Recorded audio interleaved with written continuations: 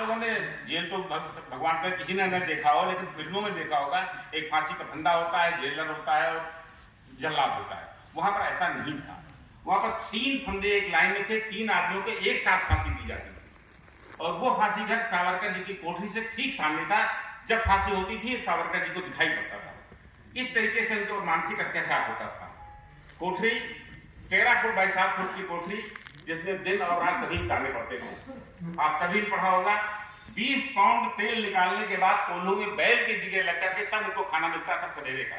20 pound तेल निकाल, वो इंग्लैंड का बैरिस्टर 20 पाउंड तेल निकालता था, तब उसको सवेरे का नाश्ता मिलता था। सोच नहीं सकते, शब्द नहीं थे। कुछ देर तक खड़े रहे, उसके बाद उसी कोठरी में बैठ गए। बैठने के बाद उस मिट्टी को प्रणाम किया, माथे से लगाया। वो मिट्टी मेरे जीवन में सबसे ज्यादा ठंडक देने वाली मलयालम चंदन से बढ़कर थी और शत्रु के रक्त से भी ज्यादा उष्ण थी। हम 3-4 लोग थे, कोई नहीं बोल रहा था, सिर्फ सोच रहे थे कैसे इस कोठरी में 11-12 साल एक आदमी ने बिताए और उनको पता नहीं चला हमारा भाई भी इसी जेल में है। मुझे 5-7 मिनट का समय दिया गया, मैं आगे विस्तार से बताऊंगा। वहां से उतर करके आए, बीच में जो सेंट्रल उसका बिल्डिंग है, उसमें बड़े बड़े संगमरमर के पत्थरों पर शिलालेख लिखे हुए हैं, जिनमें उन लोगों के नाम है जो अंडमान में राजनीतिक बंदी के तरीके से गए थे। मैंने एक चीज ध्यान से देखी, सबसे ज्यादा बंदी बंगाल के थे। बंगाल के सबसे ज्यादा क्रांतिकारी राजनीतिक बंदी उसमें थे। कई सौ के लगभग 1000 की लिस्ट होगी शिलालेखों में। नीचे उतर करके आए, वो जगह देखी जहां पर ट्रेन करवाने में कोल्हू में इनको भेजा जाता था। क्या क्या कष्ट नहीं, मतलब कल्पना नहीं सकते। उनके सबके फोटो हमारे पास में है। ये फोटो जो आप बाहर तक लगा हुआ वही का है, मैं लेके आया हूँ। और आप लोगों में से अगर किसी को फोटो में दिलचस्पी हो जेल के और उनके क्रांतिकारी, मुझसे ले ले, मैं शेयर कर दूंगा। शाम को 5 बजे से वहां पर फिर एक लाइट एंड साउंड का शो होता है। अगर कोई भी जाए तो शो को कभी मिस न करना। समाज में परिवर्तन हो चुका है।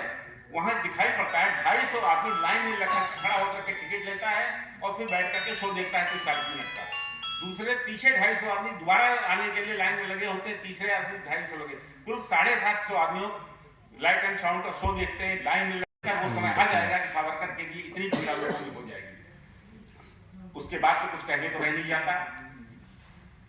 अगर आप उसको महान तीर्थस्थल की तरीके से देखना चाहते हैं, जरूर देखें। अगर तीर्थस्थल की तरीके से नहीं देखना चाहते, पर्यटन स्थल के रूप में भी वो देश का सबसे अच्छा पर्यटन स्थल हो गया है। स्वराज द्वीप, जिसको इसका नाम पहले हेलन आइलैंड था, नील द्वीप, ये सब देश के सर्वोत्कृष्ट पर्यटन स्थल हैं। वहां पर ताज ग्रुप तक के होटल हैं, आप लोग देखिए और अपने आप को धन्य करिए। मैं जब चतुर्वेदी साहब अभी नहीं आए हैं, मैं उनसे मेरा एक अनुरोध कह दीजिएगा और आप अजय आपसे भी है। वहां पर एक चीज है, बहुत अच्छे व्यवस्थित है, लेकिन जैसे उम्रदराज लोगों को 3 मंजिल तक चढ़ने में बहुत कष्ट होता है।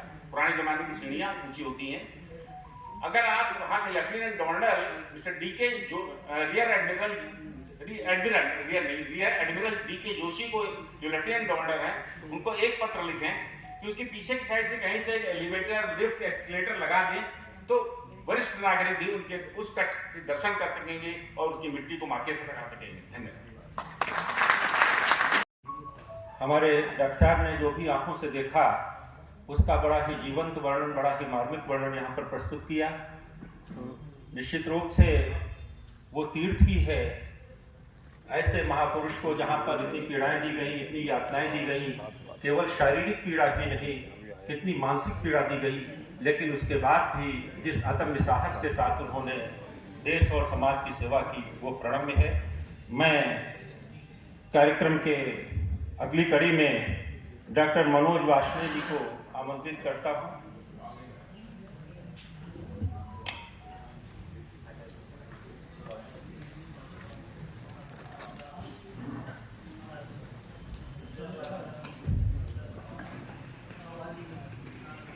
हमारे मध्य आज के आयोजन के मुख्य वक्ता साध्वी प्रज्ञा ठाकुर जी उपस्थित हो गई हैं। मैं मैं सभी लोग खड़े होकर के उनका स्वागत अभिनंदन करें करतल ध्वनि से।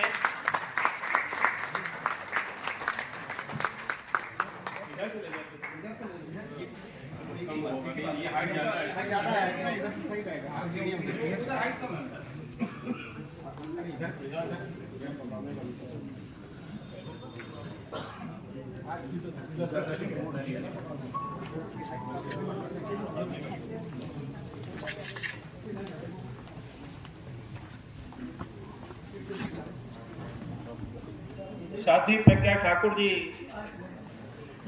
हिंदुत्व की प्रखर वक्ता हैं और भारतीय चिंतन, भारतीय शास्त्र और धर्म की प्रसिद्ध व्याख्याता हैं। आज हमारे मध्य उपस्थित हुई। मैं चाहूंगा कि वीर सावरकर के चित्र पर पुष्पांजलि अर्पित करने की कृपा करें।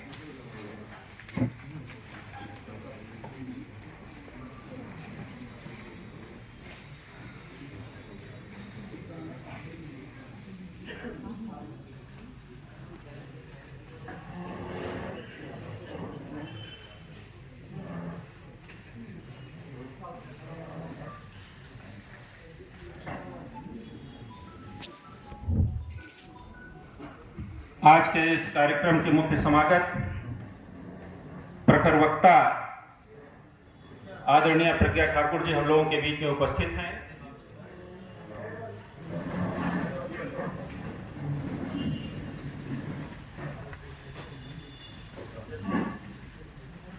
मैं चाहूंगा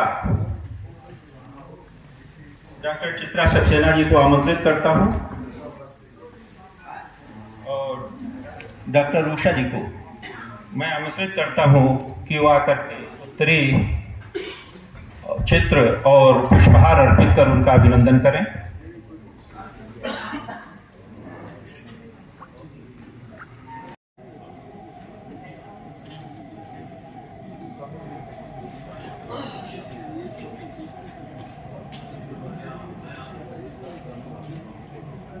आज के इस कार्यक्रम के संयोजक 7 जनक तनया या सोई धनुष यज्ञ के कारण हुई, जिनके कारण ये सावरकर की पुण्यतिथि प्रतिवर्ष मनाई जाती है। आज के इस कार्यक्रम के संयोजक वैद्य अजय शर्मा जी को संबोधित करने के लिए मैं डॉक्टर मोलिंदु को आमंत्रित करता हूं कि डॉक्टर साहब उनको पुष्पहार अर्पित कर उनका अभिनंदन स्वागत करें।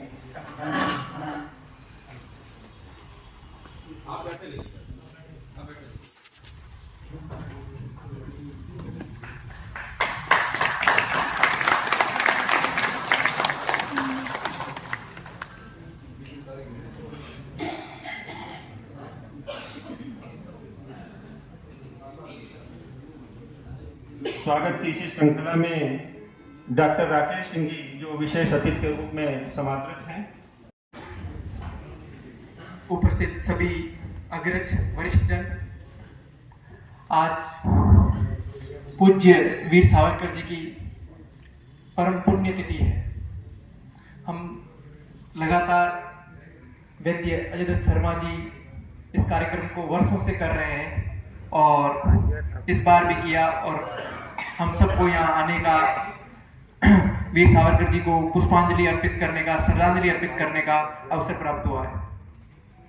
वीर सावरकर कुछ चिंतक, विचारक और बाहर जो कुछ पंक्तियां लिखी वो तक हम जानते हैं और मूवी भी बनाई रणदीप हुड्डा ने बहुत अच्छी, लेकिन उतनी अधिक प्रचारित नहीं हुई।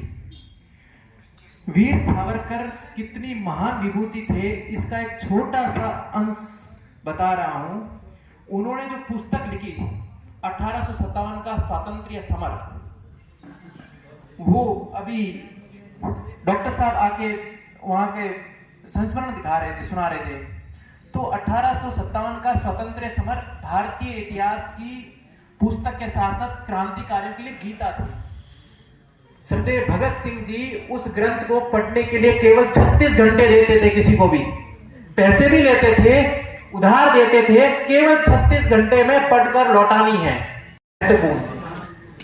तो हमने वीर सावरकर को, चूंकि अधिकतर लोग तो एक ही दृष्टिकोण देखते हैं कि हिंदुत्ववादी, उनसे अच्छा इतिहासकार भारत में और कोई नहीं हुआ है।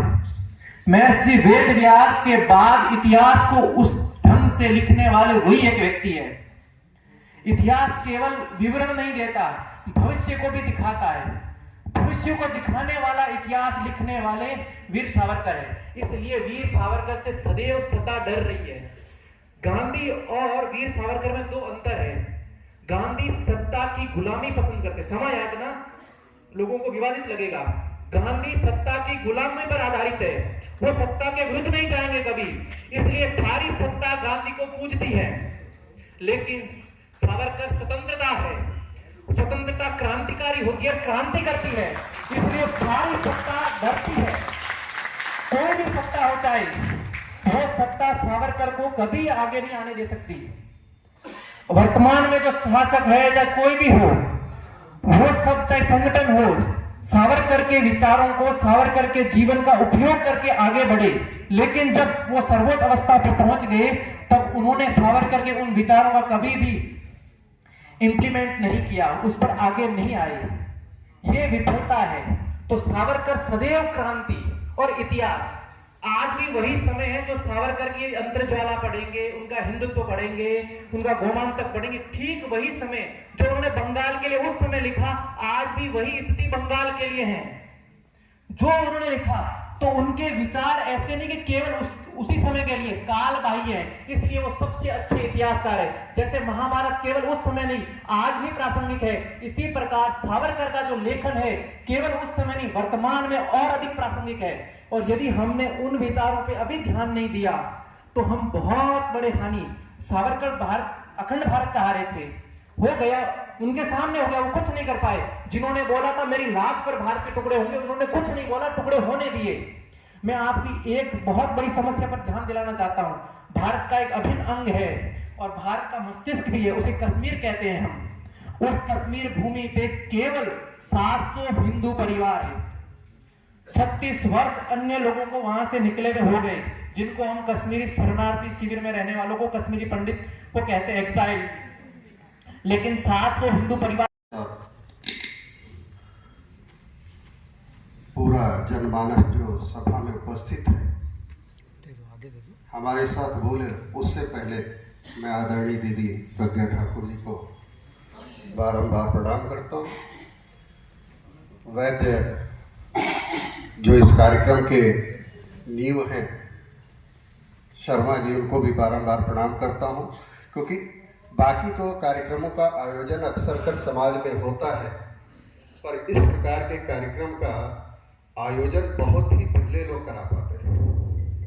और ये कार्यक्रम निरंतरता से चलता रहे, ये उससे भी बड़ी चीज है। इसके लिए उनको बार बार प्रणाम करते हुए सभी को मेरी तरफ से वंदन है। मेरे साथ एक बार बोले, भारत माता की वंदे वंदे। आदरणीय सावरकर जी, स्वतंत्र वीर सावरकर जी, हमारे मध्य में इतने श्रेष्ठ वक्ता पूर्वत विराजित हैं, उनको भी सुनने का ही हमारा मन है, अपनी बताने का नहीं, सभी जानते हैं। बस केवल एक चीज कि सावरकर जी ने जो कल्पना की थी,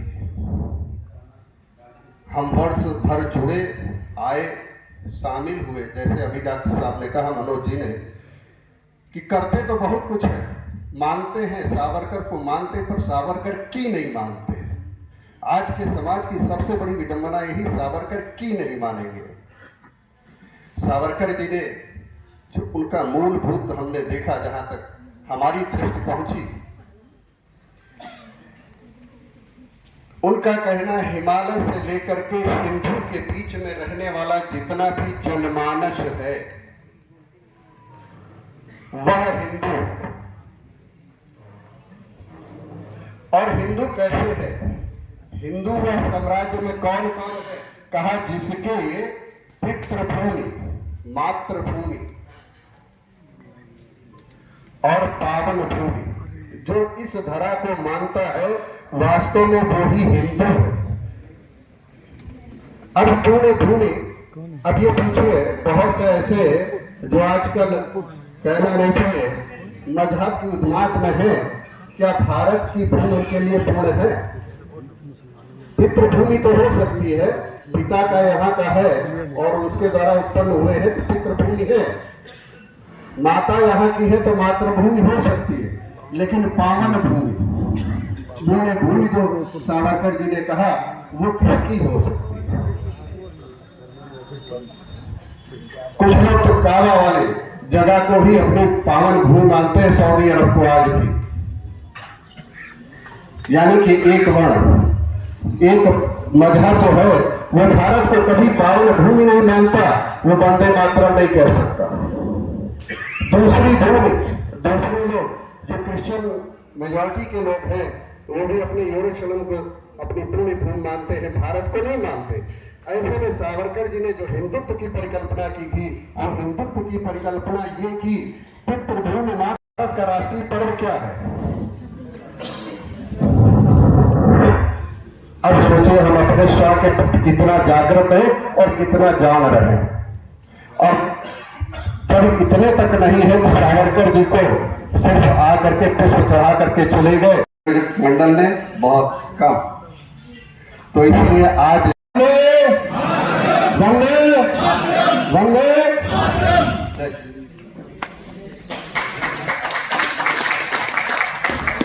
मानस भवन में आर्यजन जिसकी उतारे आरती, मानस भवन में आर्यजन जिसकी उतारे आरती, भगवान भारतवर्ष में गूंजे हमारी भारती, भगवान भारतवर्ष में गूंजे हमारी भारती। इसी उद्घोष के साथ आज के इस कार्यक्रम की विशेष अतिथि अपर्णा जी, श्रीमती अपर्णा यादव जी हम लोगों के बीच में उपस्थित हुई हैं। ये राज्य महिला आयोग की उपाध्यक्षा हैं तथा नारियों की आवाज है। मैं चाहूंगा उषा जी से कि वो मंच पर आकर के उनका स्वागत और अभिनंदन करें।